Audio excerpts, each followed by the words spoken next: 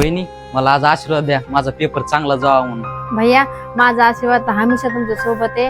तर तुम्ही दमानं जा आणि पेपर चांगला द्या. हा वहिनी.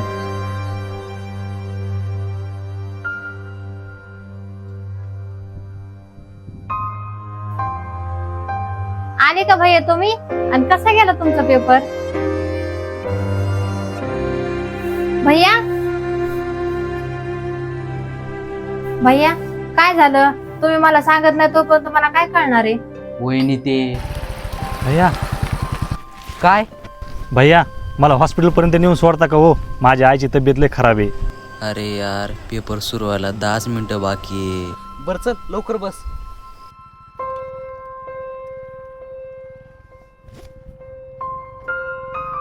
त्यामुळेच मी लेट झालो. आता काय होतं काय माहित. भैया जे दुसऱ्याची मदत करतो का देव त्याचं चांगलंच करतो आणि सगळं चांगलंच होणार आहे. वहिनी पण ते पेपर माझ्यासाठी लय जरुरी होता. पण मी हे कसं विसरणार?